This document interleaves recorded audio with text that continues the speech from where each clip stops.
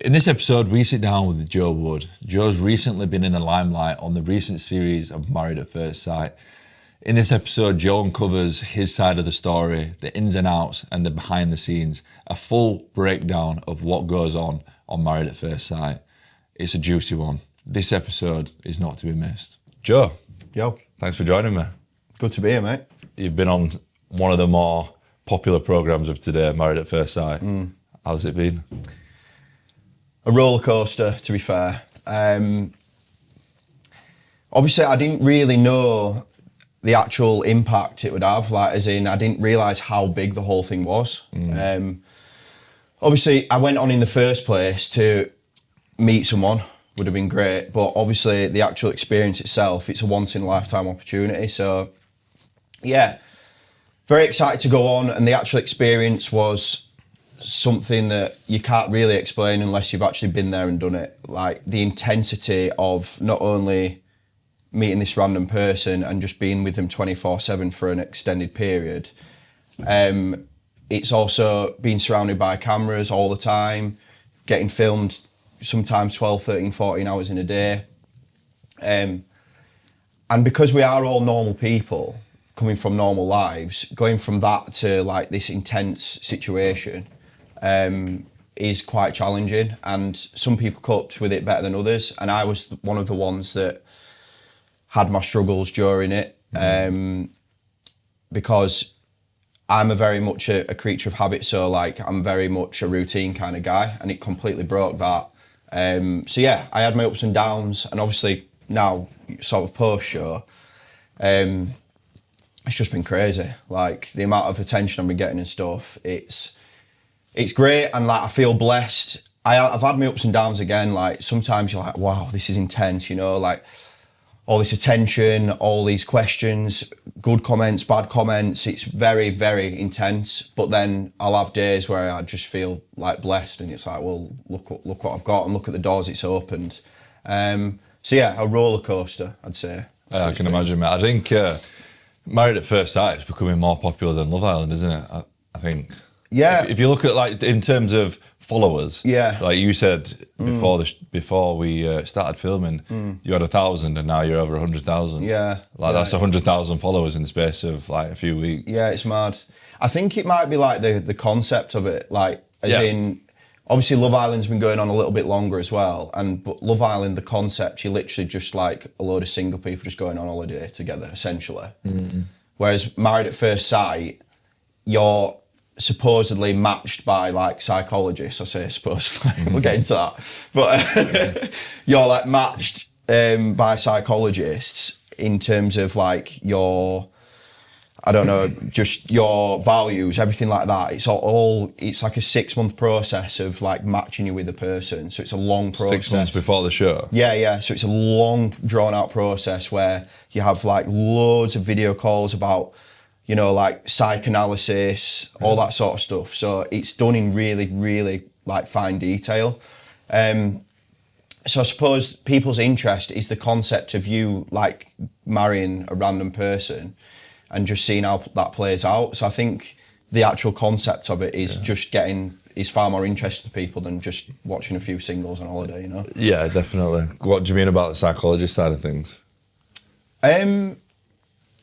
How they put you together based on your values and stuff. Yeah. Obviously, on paper, you know, previously, you weren't Maeve wasn't your type. And her values and morals, you're obviously very much, you don't really drink anymore. Yeah. You know, you're massively into the gym, and Maeve appeared to really enjoy a drink, and sort of quite opposite. So how do you think they put you two together?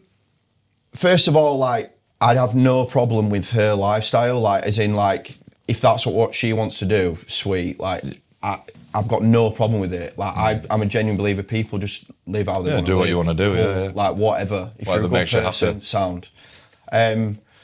But the fact that sort of I made it clear that like the party lifestyle was behind me, I made that very clear. And I also made it clear that like health and fitness was a very essential part of my life. So for us to be matched together seemed a little bit questionable, because obviously we might have had similar like traits in terms of our personalities, maybe, But when you've got like literally two opposite like lifestyles there, how would that ever work in a marriage if you think about it logically? And it wasn't just me. I think it was evident to a lot of us that like we had these massive differences. It wasn't just me. I think all of the cast, or at least a lot of us, were like questioning why we've been matched. And I think the obvious answer is that we are matched to cause drama, basically, for people's entertainment, because there's no other reason for it. But I always said, I had a theory as well, and I said this whilst I was on the show, like, if they actually match people correctly, so like literally really well, like really similar, people might think, oh, you know, it might be boring TV or whatever, because everyone's getting along. But I think if you think about it the other way, if you actually really care for the person, like, there's going to be drama because you might get jealous, like, because you're in that intense bubble and you really like that person. Yeah.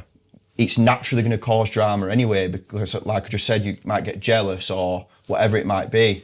So I actually think if they did match people correctly, you'd still get the drama anyway. So yeah, I was really excited to go in, like really excited, because I genuinely thought, you know, I could meet like an amazing person here. But I just think perhaps the matching process is a little bit flawed for people's entertainment. So what were you looking for going in? I've never really had a type, to be fair, like a specific type physically. But obviously, because my life is based around like fitness and what have you now, that's like literally pretty much the main thing I ask for. Just someone that like revolves around fitness, basically. So yeah, I just wanted a kind person that liked fitness but had like a quirky character as well. That was like a big thing. Like, I might have misworded it at the time, so this might be me. I might have shot myself in the foot, but I actually said fiery character, which I probably didn't mean. Like, I actually meant, because I'm thinking about like an ex here, and like I've had like one successful relationship really, and I was trying to describe that person because that's what I've had success in the past, obviously. And I described her as like a fiery character, but I don't think fiery is the right word. I think it was like quirky and just a big character rather than fiery. And I'd say, again, I don't have a problem with this. People, you know, Maeve had great qualities, but she was fiery and very like rah, rah, rah, rah. So yeah, I probably shot myself in the foot there, because I did say fiery when I probably meant something different. So yeah. Interesting. Interesting. Just a quick one. Most of you watching this episode aren't yet subscribed. So if you want your weekly motivation from some incredible guests, then make sure to hit the subscribe button and turn your notifications on. I can imagine how intense it was though. Yeah. Like I think back, I did a brief program for Channel 4. Bloody hell, it must have been 8 years ago. I was in a house for a week, and even that week, like, I came out emotionally drained. Yeah. And how long were you in there for? 6 weeks. So 6 weeks, Jesus. Yeah, I can see. What did you do? It was called Genderquake. I'll not go into it. I'll tell you about it after. But if it's still on Channel 4, it's still worth a watch. It's funny. Right, okay. Basically, I was in a. I must have only been 21, yeah. Right. And I got approached. They said, oh, it's a social experiment. We're going to put you in a house with 10 other people in Brighton of different genders, and then just see how you get on. All right. So I was like, obviously 21, I was excited. I was going to go on telly. I was like, yeah, too right. Like, get me involved. Yeah. So they put me in a house in Brighton there was 9 or 10 other people, and I was the only straight person in there from up north. All right, okay. So there was like 3 transgender people, 3 non-binary, 1 gay guy, a lesbian, and then another straight woman. And it was like this experiment for a week. It was really, really good. So that was quite a long time ago as well. Well, I'm 30 in December, so it must have been like 9 years ago. Yeah, yeah. But see, stuff like that wasn't that common then either, was it? No. Like, do you know what I mean? Like, transgender, it's a lot more prominent now, isn't it? There's a clip, it still comes up every now and then. We're all sat around this table like this, and they all go around and like describe what your name is, where you're from, and what your gender is. And then it comes to me and I go, I'm Tom, I'm straight, and I like women. And then this woman next to me was just transitioning, and she was like, Right. I'm Charlie and I'm transgender and da da da. I was like, I thought you were a woman. And then this guy next to me, like, she is a woman. I'm like, fucking hell. Like, Yeah. we're intense. Yeah. But like, Sounds like you had a better time than me. Though, to be fair. but it were only a week. I did thoroughly enjoy the experience, but I came out of that like, wow, my head is fried. Yeah. Like, because there was obviously a lot of deep conversations and like a lot of emotions and obviously a lot of hormones flying around. Yeah. It was a lot. But I enjoyed it. But yeah, just that week alone, I came out. And I struggled, not specifically just because of that, but there was a lot of other things going on in my life. Yeah. Really struggled with my mental health when I got out of that program, massively. Yeah. And it took a lot for me to sort of regain myself again. Yeah. I can imagine coming out, there's been obviously ups and downs coming out of the show. Yeah. Trying to navigate your own mental health. I can imagine that's been a bit of a challenge. Yeah, I think, like, I've thought if I could have the time again, would I do exactly the same? Yeah. And like, even though I've gone through a lot of pain during this whole thing, like I would 100% do it again, because right as of this moment, because I've gone through what I've gone through now, it's literally made me such a better person in terms of the way I feel and stuff and how I handle certain situations. Because I'm very much a person that needs their own space. So people that meet me on surface level would think I'm like a social butterfly, that like I'm very talkative, and yeah, that's great. I think that's because of my background in hospitality, etc. But I'm the sort of person that needs their own time as well, just to be by themselves in their own space. That's like my piece. And obviously in that process, you never really get that time because you're filming a lot. It's like 12-hour days sometimes, which is intense. And then obviously you're with your wife, and whether you like them or you don't like them, you're with them like constantly. And then you're with all these other couples as well, like all the time. So something I definitely struggled with in terms of my mental health is, whilst I was there, is not having that alone time. Because like I said, this whole like social battery thing, I'm like, when I'm out socialising, bang, I'm there, but I need recharging like desperately. And like I said, that was the biggest struggle whilst I was there. And it's all like a learning process. Like, these are things that I've just kind of just brushed under the carpet before, especially the mental health stuff. It's only really like a couple of people in my life that actually know what I've been through. Like, even like people I'd consider my close friends now that I've known for a long time, they wouldn't know about this stuff. I've always kept it very much under the carpet. And I think what this show's done for me has given me like the confidence and like a voice to like actually express myself on like how I do struggle sometimes. Like, because I almost thought before that I was almost like why come out with this? Like, I was almost like ashamed of it in a way, that I had this, it was like a hidden part of me that like I didn't want people to see.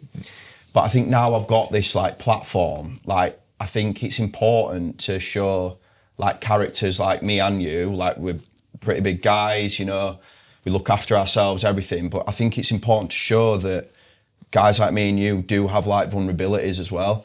And now I've got this platform, I think it'll be useful for me and everyone else to show like that I do have these vulnerabilities, and just to spread the word, basically. Yeah, absolutely, mate. I think you're 100% right, and you are right in the sense that people would look at me and you know, 6'5", 6 foot odd, go to the gym every day. You know, I forgot how tall you are, mate. Tattoos, you know, tattoos head to toe. Like, you wouldn't look at somebody like you, and you wouldn't look at somebody like me and think that they're like, for me, you know, there was a point where I didn't want to be here anymore. And for you, you've said obviously there's been points where you've really struggled with your mental health. People would look at people like me and you and think they've never had any issues. They look absolutely sound. Yeah. But the reality is that everybody at some point has struggles. Yeah. Don't matter who you are, what you look like, where you've been, or what you've achieved. You know, mental health doesn't discriminate against anybody. It can affect anybody at any time, regardless of the situation. Yeah. And like you said, you perfect evidence there. You know, gone on this program, you know, you've had your own struggles in the past, and like you said, look at you. You know, you wouldn't look at your face value and think he's ever had a problem. Yeah. But I think as well, it's important that we said off camera, you know, you are a human being at the end of the day. Mm-hmm. Like you've obviously had some negative comments and people said some really awful things. Yeah. Like you are a human being. Like you're not just this fictional character on a TV, on a telly. Yeah. Like you're a person, you have feelings, and words at the end of the day, although you build a thicker skin around it, they still hurt. Yeah. I think, it's been, that was pretty tough at first. I think it's not the comments themselves that I found difficult. It was people not understanding the full situation and then gathering opinions from that, if that makes sense. So the comments themselves kind of go over my head. So an example, the biggest criticism I've got is that when I went home, because my granddad had died, which in itself was like a really weird time for me because I had no contact with, we weren't allowed mobile phones, so we weren't allowed to contact family or anything. So receiving this news is like the first time that I've heard from like relatives and stuff. When I've been in this bubble, I'm like, yo, like what the hell's going on? Do you know what I mean? So yeah, like the biggest criticism I've had is when I went for that time away, which was, I can't remember off the top of my head, but I think it was like maybe 4 or 5 days. Apparently I didn't get in contact with Maeve at that time, but basically because we didn't have mobile phones whilst we were on the show, she had a production phone, she didn't have a mobile. So I was sending texts and I did a phone call as well to ask if I would speak to Maeve, and then the texts were just saying, I hope you're okay, I'm really sorry you have to do this by yourself, like rah rah rah. So yeah, as far as I was concerned, those messages were passed on to her. And obviously when I got back, it was made clear that these messages weren't passed on. So yeah, the biggest criticism I've got is that communication thing, but I actually did try and communicate. Like I'm not a monster. I understand that like, you know, it was probably a bit crap for her, like being on her own. So like I did send those messages, but they weren't passed on. And to my knowledge, I thought they were. So yeah, I think that's what really frustrated me. It wasn't the negative comments. It was people like made opinions about things they really don't have any details about. So I understand completely going on that show, like the reason like doors open is because people are so emotionally involved in it. It's like anything. If someone's emotionally involved in something, like I'm just like going off piste here, but football, for example, people love football because they're so emotionally involved. So that's why it gets big, but you've got to take the rough with the smooth. So I understand that like, you know, the doors are going to be open for me now, but I also understand that because people are so emotionally involved, these negative comments are going to come. So I understand that. But as I've said, the frustrating thing for me is when people don't have context and don't have full details of situations to then have such like horrible things to say. I think that's kind of what upset me the most, I'd say. It's completely understandable, isn't it? Though? But that's telly in a nutshell, isn't it? It's these clips that you see online, it's, you know, it's an hour taken out of what is a week. Like some days, so like the dinner parties and commitment ceremonies, so they're back to back. So I think they were like Wednesdays and Thursdays every week, or pretty much every week. So like sometimes you'd be filming from 7 o'clock in the morning till 2 a.m. the next day. Like obviously you'd have like breaks and stuff, but that was like how long your day would be. Wow. And then the same again for the commitment ceremony. So sometimes those 2 days could be like 13, 14 hour days, like back to back. And like everyone gets like 5-10 minutes of you in that time. So like, that's what I mean. There's so much like going on that people don't see, but you guys get a little snippet for what narrative is being created by you. So like, for example, in a 12-hour day, right, if someone wants to like create the narrative that you like lose your rag or like you're a bit of a snappy person, maybe in a 12-hour day, any normal person, when it's that intense, you might lose your rag for like 1 minute of a 12-hour day, and they can pick up on that, and that's on your screens. So what I would say is to people is like, yeah, like have your opinions, but don't act like you know these people, because you don't. I imagine as well, like you said that you were gone for 4 or 5 days. I imagine 4 or 5 days felt like an eternity. Oh, it's massive. In what is the experiment. Yeah. Like 1 day probably feels like a week, and 4 days might feel like 4 weeks. So. Massive. That bubble is a real thing. Like you literally, because you can't have phones, right? You literally have less rights than like bloody prisoners. Like you literally can't even have a phone call with your family. Yeah. Do you know what I mean? You're like literally in this apartment. I mean, the apartments were nice, but like you're literally just in this bubble, and like you feel, this is what I'm saying, everything in a relationship is times 100 because of the speed of it, because of how much time you spend with each other, because of how emotional and like fragile you are at times, because everything's on camera. So you rely on each other so much more. So everything you feel and stuff is so much more intensified, which is why when you see it like over the years, people like grow feelings pretty quickly, because it is, every day is like a month in a relationship. The amount of time and what you go through together, it's crazy. I can sort of relate to that, because me and Amy got together the first weekend out of lockdown, and then we went straight back into lockdown.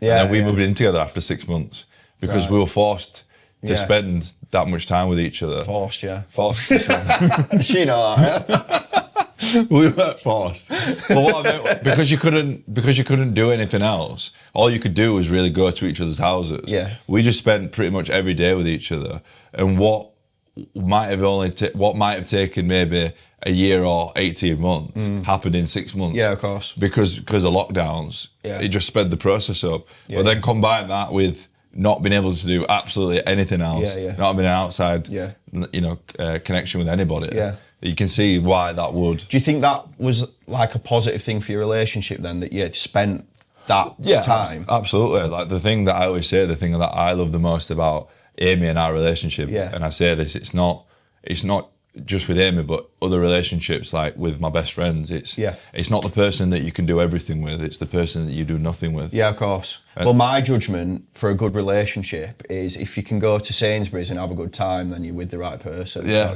I know that sounds daft, but no, yeah, you bang on. I mean, like, I think we sound boring as hell when we say this, but like, I think me and Amy's idea of a fantastic night is sitting in and just on the sofa doing fuck all. Am I alright? I'm alright.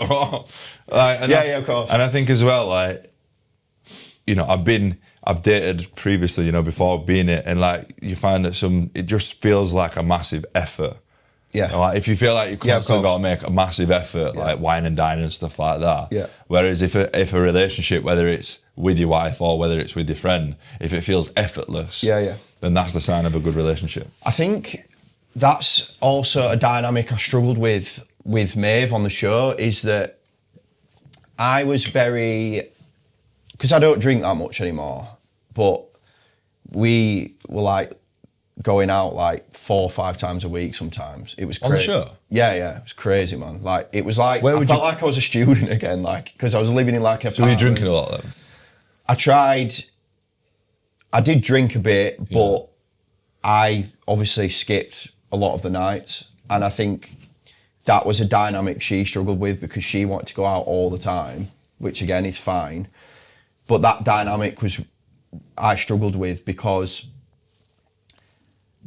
without wanting to sound like a needy like husband, like I really wanted to have those nights where we'd just like chill and watch TV. Like I that's what I want in a relationship, just that quality time. Like don't get me wrong, like I love going out with my partner, like it's great, but like for me, like just that constantly, that isn't what I want in a partner. And that's not realistic though as well. No. Like on the outside world, you're not going out 4 or 5 times a week, are you?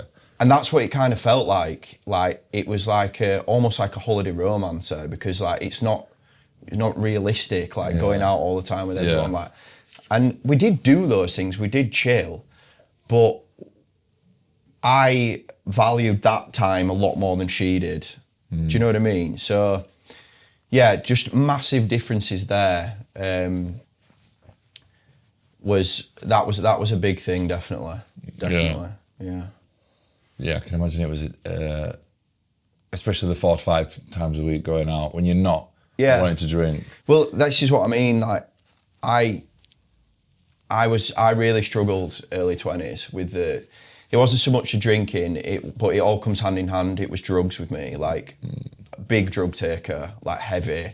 Basically anything that's like bad, so like gambling, drugs, I've like had a problem with in my past, basically. But drugs was kind of the first one. So it kind of started, so I used to smoke a lot of weed when I was in school and like college and stuff. Like it was like every day, but it just seems harmless when you're that age. And then like you get into uni and then it starts becoming more like hardcore shit. And then I basically dropped out of uni but stayed in like uni accommodation. So basically I was just like doing nothing. I was just going out with like doing no. I was selling like tickets. What uni did you go? Leeds Met. Oh, did you? I went to Leeds Met. Yeah. I went for 3 months, spent all my money, then left. Well, I went for 3 years, got 30 grand debt and didn't get a degree, so I think you did all right. What did you go to study? PE. Oh, did you? Yeah, because like sport, I've just always been really good at sport and anything fitness based. I've just always been really good at it. But yeah, at that time, I was just selling wristbands on Coal Lane. That was how I was getting my money, but then I'd just spend all my money on like drugs, basically. Like we used to have a laugh about it in the house because like literally there was a stage in my life I was just living off Rice Krispies, that's it, because that's all I could afford to eat because I was just spending all my money on gear, basically. Was it like was it an everyday occurrence or was it just more socially when you were going out? Well, this was the problem. So obviously it started socially, but when I say like socially, sometimes it could be like 4 days of just like madness. Constantly? Yeah. Like some people I know, like from the past, they'd stay up for like 5 days straight, just getting like, it's mad, man, honestly. And it got to the point with me where I'd be like in bed, like by myself, and I'd be doing drugs like by myself in bed, just like sat up, like doing drugs. So that was like a point where I was like, fuck, like this is bad now. Do you know what I mean? And a big turning point for me was, and I've said this before, basically I didn't see I'm really close to my mum, like really close. And I went for lunch with her at Pizza Express, I remember it, in Headingley. And basically, because I'd always like been into gym, I've always been in good shape, like always, that's always been like a consistent thing. But like there was like a period of like 6 months of my life there where, because I was just doing drugs all the time, I became like skinny and like gaunt and I just looked fucked, basically. And my mum like just broke down in tears, like in the middle of the restaurant, and she was like, "I don't recognise you," like, and obviously that like really upset me. And that was like a trigger point in my head. And literally from that day, I just like packed my shit up and went home. So it was triggering my head, and I was like, right, I'm dropping this.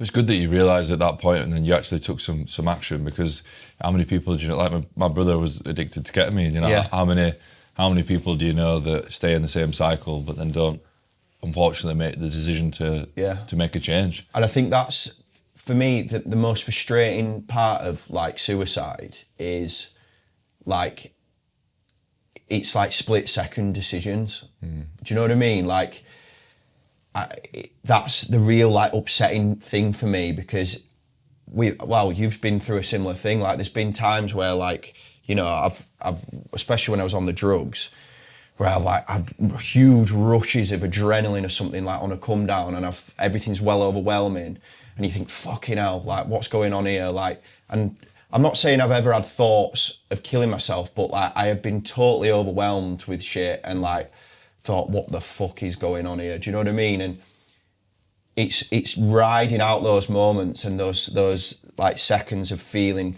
mad and just knowing that like tomorrow's a new day, and if you're not right again tomorrow, it's the next day. And that's what I've found with my journey is it's getting, if you're having a really tough day, just get through that day, have a sleep. And like I said, the next day, if you're still feeling, and then it's just going day and day and day and day until you become, well, from my experience, just getting through those days, and then you become yourself again. So it's not having a knee-jerk reaction to how you're feeling inside. Yeah, it's bang on, mate. Always. I think the thing that I always get upset about when I think about my brother taking his own life, he was high on ketamine at the time. Yeah. Would he have made the same decision if he wasn't? Yeah.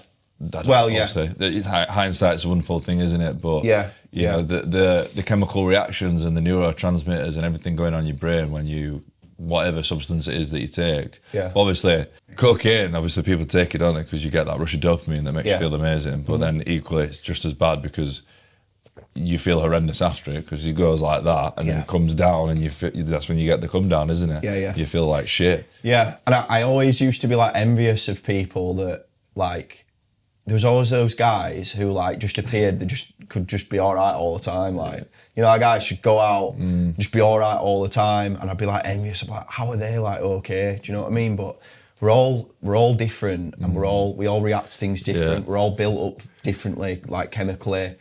So 100%. you've just got to accept who you are, like, and what. So the weirdest thing with me, right? So I've done a lot of like hardcore shit, mate. Like I've taken steroids, I've done everything, right? I don't react well to creatine, which is like really random, innit?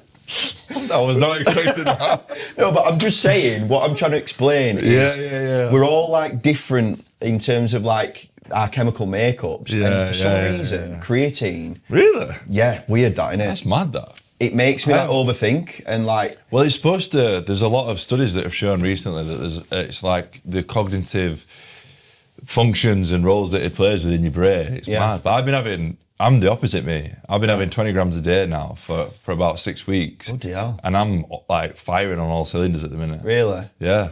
Sleeping men, everything. Surprised you're not a water balloon then, would it? What a big beefcake. Yeah, honestly, mate, it's really weird because I've like looked up on it as well. What, you know, like usually you can find any answer on Google, like whenever you type in, it like justifies how you're feeling. But there's literally no like study saying that like the side effects I get. What are the side effects that you get? Overthink, anxiety. And can you directly relate that to the creatine? Yeah, so I've tried supplementing it, like, and like I said, I've took like hardcore steroids in my past, and I've been all right. But like, I've literally tried supplementing it like 4 times in my life, and every time I've felt exactly the same. That's mad, that. Mad, innit? Yeah. But what the point I'm trying to make is like, everyone reacts differently to different things. We're all different, so you've just got to know. Know your boundaries and know your body, and that's it. And that's what I mean over time. Like I'm 31 year old now. Like I'm at a position where I know myself very well. I know my boundaries. I know what I can put in and out my body. So, yeah. One thing I've been enjoying recently is, like I said before, I've not drank now for 6 weeks. Not that I was a big drinker anyway. Back in the day, obviously, I used to go out every weekend and you know, get smashed and drink too much and everything like that. But I've not really been a big drinker now, probably for the last 5 years. But I gave myself a challenge to go for as long as I can without drinking. Right. And the last 3 weekends I've been out, been in a situation, been in a bar, stayed out till like 12 o'clock, not drank, and had a really, really good night. Nice. And then woke up the next day, felt fresh. Yeah. But then I've like remembered the night, enjoyed the conversations that I've been having. Yeah, exactly. Yeah. And now I'm just like zero anxiety. The next day. Literally. So I'm really enjoying not drinking at the minute. Yeah, and I think 90% of people, their purpose of like boozing is to become more comfortable sociably. Confident.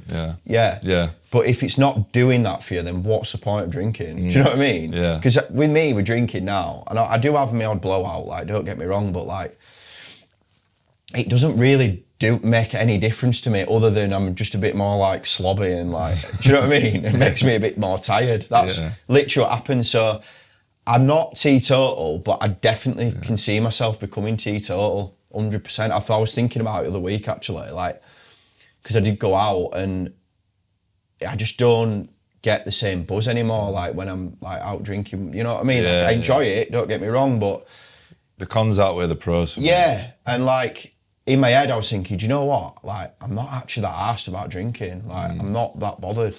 I said to Amy, like my sister that you met earlier, Yeah. she loves a glass of wine or a gin and tonic, like just a couple. Or like, how many people do you know that just love a pint? Like a Yeah, couple? it's mad. I've never been I like just that. don't. If I'm drinking to get binging. pissed. Yeah, in a situation. But then for me now, like I wake up the next day and I think I'm never doing that again. Yeah. So it's, for me, it's the motivation. It's everything, innit? Yeah. So I literally wake up, right, and I know a lot of people will be able to relate to this. Like I wake up and think I'm a shit PT. Like I've got no motivation to do anything for the next like 2 days, and it's such a crap feeling because you could have had a mint week, like business great, like just feeling great, like training great, everything. And you have one like rough night, and then like literally the next 3 days, now, 2-3 days, 3 days, isn't it? I've just got no motivation. Yeah, I'm having to force myself to like do business. Yeah. I'm having to force myself to gym. I'm like, fucking hell, it's grim, innit? I think the decision when I really stopped going, like I'm not saying I'm sat here and I'm saying I'm Peter Perfect. Like there is going to be times I'm going to drink in the future. Of course, yeah. And there's been times in the last 12 months where I've had a big blowout. Don't get me wrong, but when it started becoming a lot less frequent was when I took over the family business. Yeah. And then it was like a mindset shift. Like I've got the responsibility of all this staff, the turnover, all this stuff going on now.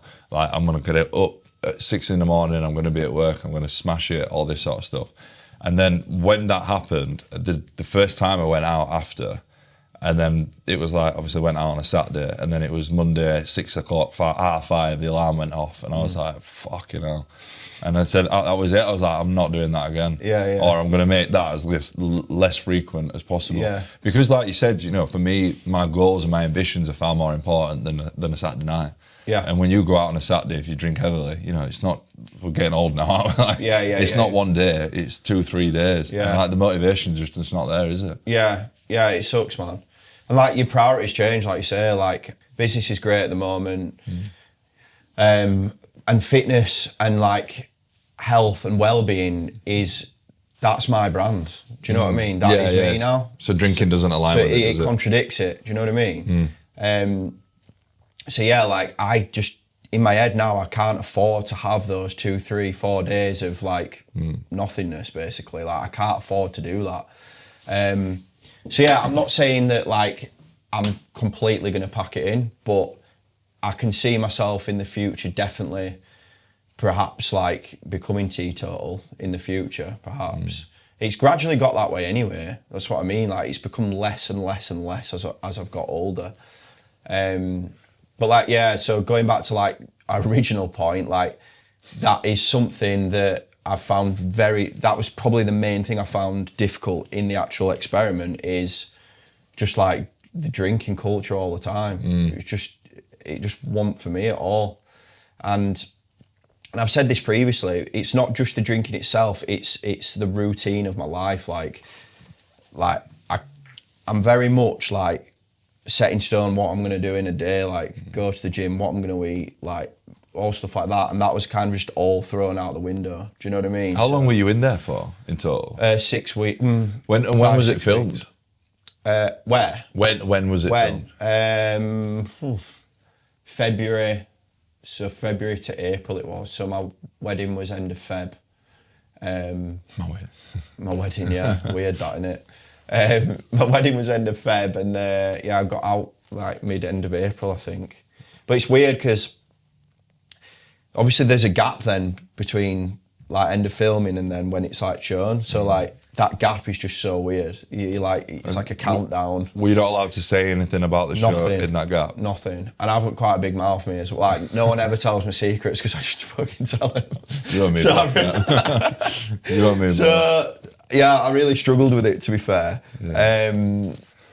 But yeah, obviously now it's all come out.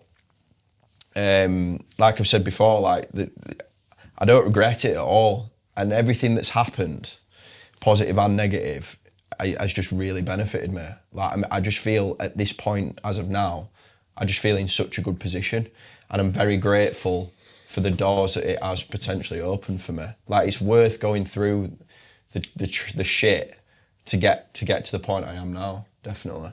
Yeah, I love that, mate. Yeah. This episode of the Tom's Talks podcast is proudly sponsored by Unthin, the hair growth company that's helping people feel more confident in their own skin. From supplements to topical product, Unthin is deeply rooted in the science behind helping people with a healthy hair and scalp. You can use the code TOM20, that's TOM20 for 20% off at the checkout. Thank you to Unthin for supporting honest conversations around mental health. Just got some quick fire questions about the show, because I know people watching this are going to want to know certain things. So, do you think you would have a better connection with any of the girls on the show? I feel like I'm at Daily Mail or something. Would I have a better connection? There wasn't like a point where I was like, oh, I wish I was with that person. So that was like a big thing. Like I never ever, to be honest, I didn't allow myself to be in that mindset anyway. Like I've always been a loyal dude. Like I've never cheated. I always think I'm always fully dedicated to the person that I'm with. I'm always like that. Like I really don't understand how people can like distribute their energy to like loads of different people. Like it's tiring enough doing it for one person. Do you know what I mean? What's been the hardest truth you've had to face about yourself and about relationships? Hardest truth. I think the hardest truth for me, what I learned in the experiment, is that I have to be like, if I'm going to have like a successful relationship in the future, I have to be like open and honest with my vulnerabilities and stuff. Like I've always kept it under wraps. I've always hidden that side to me. And I think the hardest truth is accepting that I do have that vulnerable side. And I think I can't fully be successful in a relationship unless I'm open with like all sides to me, basically. So that's definitely something that's I found difficult, but it's definitely a positive thing that I'm aware of that now. I'm allowing that to happen. And obviously we spoke earlier about being men and the stigma around it. What would you say those vulnerabilities are, or elements of those vulnerabilities? I think letting go of your ego is a big one. So like, you don't always have to be like the main man in the room. I think that's a big thing for me. Like, especially growing up, like I was always a bit of a character. I've always been big, I've always like got the girls. Do you know what I mean? So like I've always been like a main character. And I think being on MAFS, there's so many main characters because we're all picked because of like our personalities and stuff or whatever.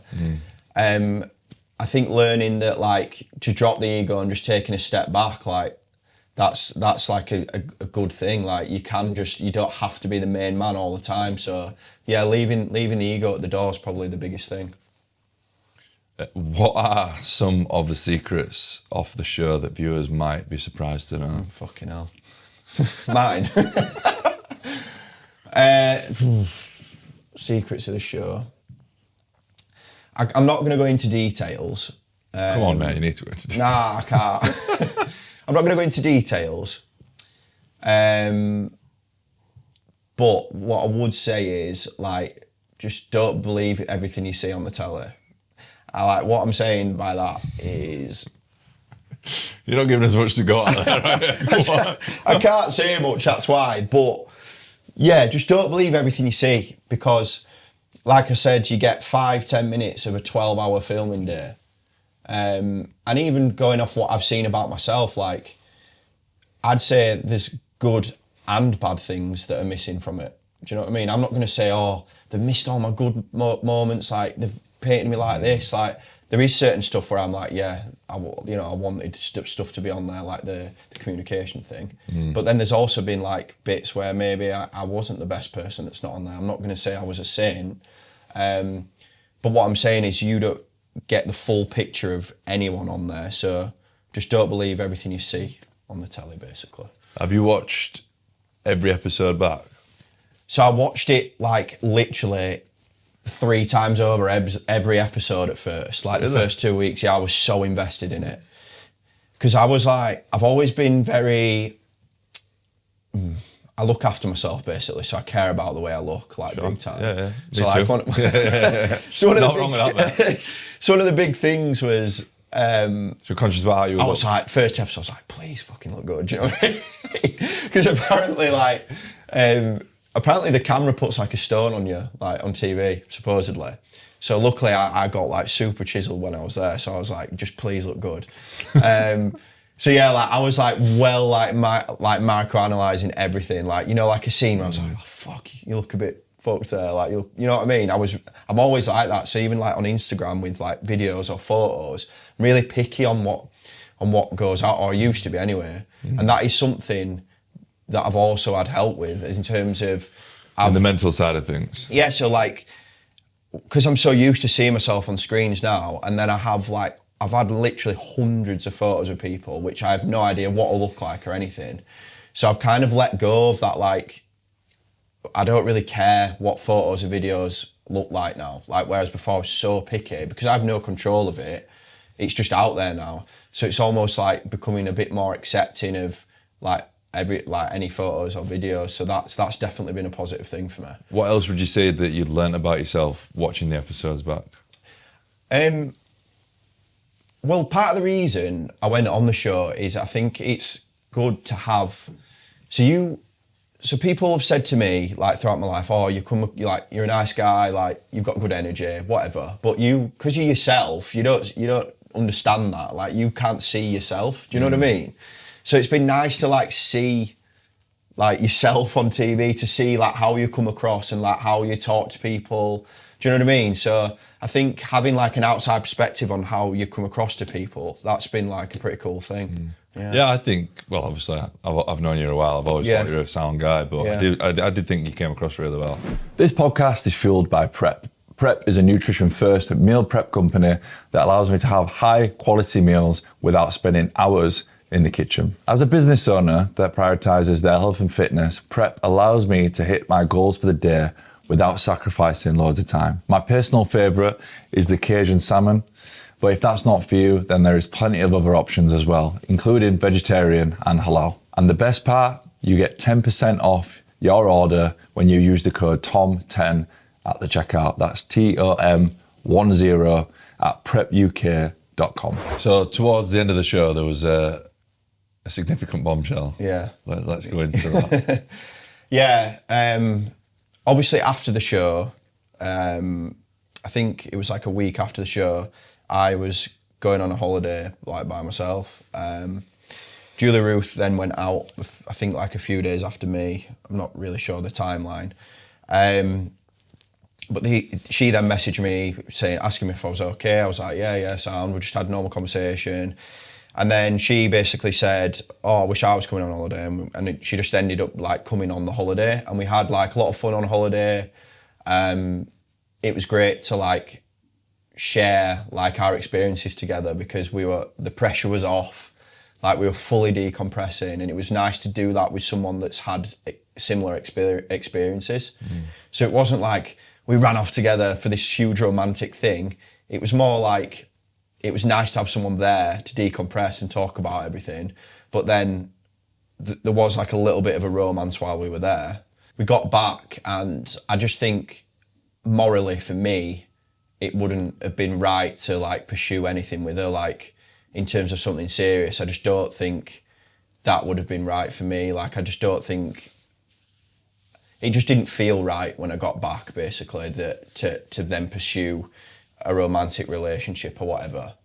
But the important thing is for me is that like we were both single, you know, we were both, and we'd finished our marriages, we were done, and it was after the whole show. So, and I never had any intention, I hadn't come back on the show, I had never any intention to go back on the show. For me, I'm washing my hands of that, and now I can literally, what I do in my personal life is up to me.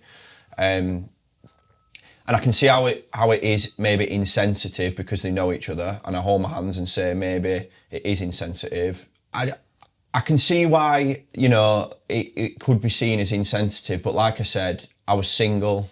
I always made sure, like, there was never any like signal about this during the show, which I can't say for some people. Do you know what I mean? Like, I always made sure I would never like, I always kept arm's length to all the girls anyway, because I didn't want to have, one, to have any temptation whatsoever, and two, to respect my wife through the process. But once I was done with that, like, I was done, and that's it. Like, and like I said, I can see how it would be seen as insensitive, but as a single man, what I do in my personal life is entirely up to me.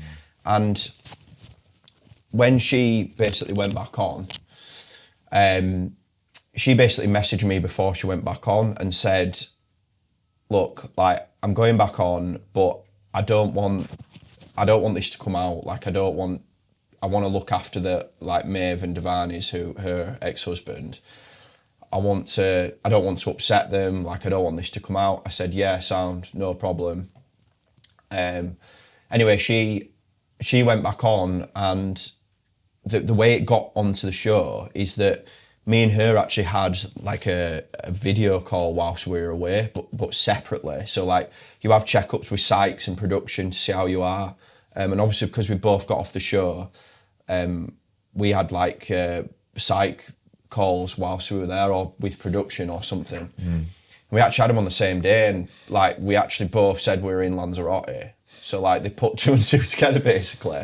So the way it got in the show, like, production actually told, like, they actually stirred the pot. So yeah, in a way I do actually feel sorry for her, because she like never had the intention of like bringing this and causing this like mayhem and upset. Like, she was going with the intention of just like keeping it to herself, because you could say, oh, that's a pretty shitty thing to do, to keep something like that to yourself. But at the end of the day, like, we were single and we had a good time, and she was just trying to protect their emotions whilst on that show. So in a way, I do actually feel sorry for her that was like put on her. Have you stayed in contact with anybody since the show? Yeah, I know so, you've made some good relationships. Yeah, with yeah. people. I think Ash is like my best mate from it. I definitely consider him a very good friend now. But he's just a very down-to-earth guy. Like, I found it upsetting that he, on one of the more previous episodes, was quite upset, wasn't it, about certain situations? Yeah. And like, we talk about this whole masculinity, male mental health stigma thing. Yeah. And it's like, he wasn't really seen to be able to open up about his mental health, and it was seen as a bad thing that he was getting emotional about things. Yeah. His journey was pretty tough. Like, I admire him though, because his personality is very like high energy, really cheery chappy, just a great dude, do you know what I mean? And he just kept that throughout. Like, he was always like a really good guy to go to talk about stuff. But like, his marriage just chipped away at him, and like, by the end he was just like, do you know what I mean? And I think the frustrating thing for him was that I don't think he felt like his feelings was considered in it. That's how it came across though. Yeah, I think a lot of people are seeing that though. Yeah. And like, but everyone loves him. Like, you know, I'm a bit pissed off with him. I used to be a hero, now it's him. Do you know what I mean? Yeah, But, I thought yeah. it came across well. I liked it he's as a well. he's a really, really, really good lad. One of the biggest takeaways from me in this episode is for people watching, is to remember that when people are on these reality TV shows, yes, it is their decision to go on it, and they must face the good and the bad from it. But equally, you're just a human being at the end of the day. Yeah. You're still the same as everybody else. Still got feelings. Still, mental health applies to everybody else. You know. Yeah. And certain things are taken out of context in whichever narrative the producers want to. Absolutely. And at the end of the day, no one's committed a crime. Like, do you know what I mean? These things that happen in your eyes are just everyday things that happen in everyday life to everyone. Like, but it's just that it's there for your entertainment. Yeah. You know, like, people have made mistakes on it. Like, I'll hold my hands up. I wasn't perfect the whole time. I'm not claiming to be. But these are just like normal relationships, just for your guys' entertainment. Do you know what's weird with me? Like, I've been getting a little bit of shit, but when I get more pissed off when I see like other people getting shit. Like, Stephen, for example, he's actually a solid guy. Like, obviously he's fucked up, he's made mistakes, he did whatever on Hinge or whatever it was, like, and yeah, fucked up, do you know what I mean? Like, but he was always, what you didn't see about him, always caring for people, always going in to check on people, very caring person.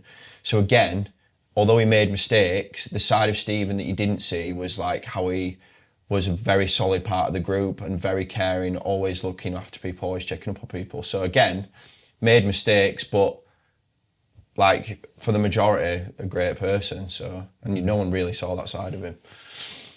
Are there any other reality TV shows in the future? Would you do it again? Do you know what?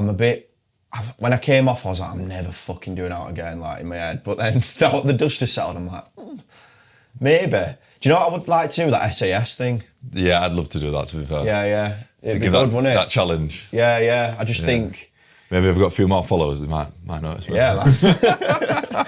But I think that would be cool. Some like a physical challenge like that. So the last question then. Yeah. If you could go back, knowing what you know now with all the experiences that you've had and everything that's happened, if you could go back to have a conversation with Joe just before you start filming, what would you say to him? Don't fucking do it, man. No, I'd say be brave and don't run away at the first hurdle. That's what I'd say. Because when I did it, because I struggled quite quickly, I was like, right, Nick, you need to get me out of here. And I stuck with it. Like, I stuck with it for like 5-6 weeks. And for me, that was a big thing for me, because any like problems I've had in my life previously, and this applies to relationships, if there are problems or are issues, like I just do tend to run away, like, or like just go and just remove myself from the situation. And even though I was going through a lot mentally, like I stuck at it for as long as I could. So like that was like probably like, well, I felt that was a big achievement for me. So yeah, it would be tell myself to stick at it and be true to your feelings as well and be honest.